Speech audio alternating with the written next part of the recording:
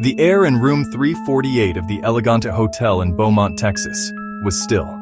It was September 16th, 2010. Housekeeping had knocked. They had called out. There was no answer. Following protocol, they used a master key to unlock the door. The room was tidy. The bed was made. But something was wrong. A man was lying on the floor between the two queen beds. He was face down, motionless. The staff immediately called for help, their voices hushed with a sudden, chilling dread. They didn't know it yet, but they had stumbled upon a mystery that would baffle seasoned investigators and grip the community. Police officers arrived quickly. The scene was quiet, too quiet. The man on the floor was Gregory Fleniken. He was 55 years old. He was fully dressed in his work clothes. There were no signs of a struggle. Nothing seemed out of place. The television was on, a remote control resting near his hand. It looked as if he had simply collapsed. Gregory Fleniken was not the kind of man to have secret enemies. He was a popular and well-respected figure in the East Texas oil and gas industry. Friends and colleagues described him as larger than life. He was a big man with a big personality and an even bigger heart. He was a family man, devoted to his wife, Susie. They had been married for decades and had built a life filled with love and laughter. He had 2 adult children and was a doting grandfather. By all accounts, he led a straightforward life. He worked as a project manager, a job that required him to be both tough and fair. He traveled frequently for work, living out of hotels for weeks at a time. The Eleganté was a familiar home away from home. Everyone knew Greg, and everyone seemed to like him. The police dug deep into his background, searching for any hint of a hidden life that could explain what happened. They came up completely empty. Greg Fleniken was exactly who he appeared to be, a good man, loved by many. This made the investigation even more frustrating for the police. A motive is the engine of a murder investigation. Without one, the case stalls.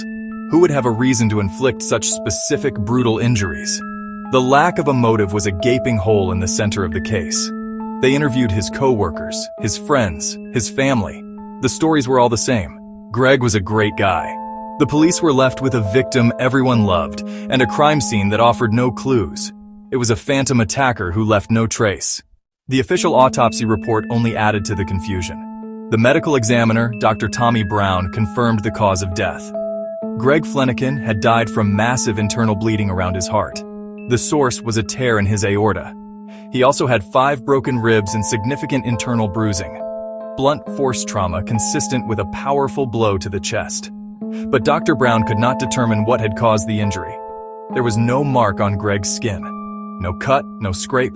No external sign of the violence that had killed him from the inside out. It was a bizarre and unsettling finding. The police were back to square one. They had a cause of death, but no weapon, no suspect, and no evidence. The case file grew thicker with reports, interviews, and lab results, but none of it brought them any closer. They considered every possibility: a taser, a bizarre undiagnosed condition. Each theory explored and dismissed. The facts simply didn't fit any logical scenario. The case was growing cold. For Greg's wife, Susie, the lack of answers was unbearable. The official explanation, drifting toward undetermined, was a label she could not accept. Susie was a woman of quiet strength and fierce determination. She believed someone had hurt her husband, and she would not rest until she found out who and how. If the police couldn't find it, she would have to find someone who could. Her grief transformed into a resolute mission. Susie Fleniken's search for answers led her to a name: Ken Brennan. Brennan was a former New York police officer, a seasoned detective retired to Florida who occasionally took on cold cases that intrigued him. A friend recommended him to Susie.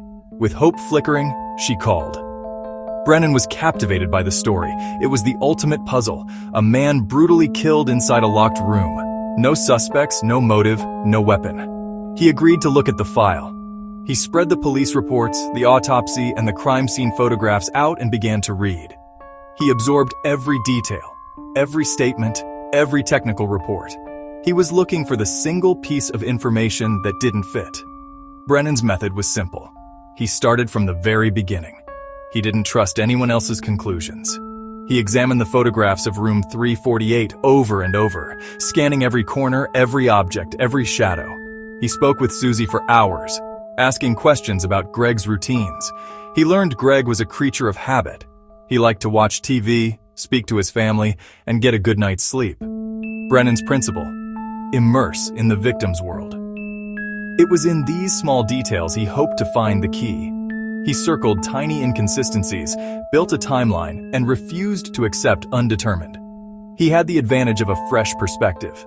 He decided he had to go to Beaumont. Brennan flew to Texas and checked into the Eleganté Hotel. He asked for the room next to room 348. He wanted to get a feel for the building, to hear its sounds, and to understand its layout. He spent hours simply sitting in his room, listening to the murmur of the air conditioning and the faint noises from next door. The crime scene photos became his primary focus. He stared at them for days, working through countless scenarios. He noticed something small, something the police had seen but dismissed: a small dark smudge on the floor near the wall. He also noticed the peculiar position of Greg's body, lying between the beds with his head pointed toward the exterior wall. It was an odd position for a sudden collapse.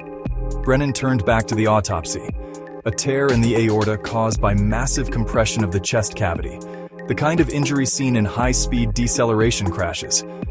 But Greg had been standing in his room alone. What could produce that kind of force?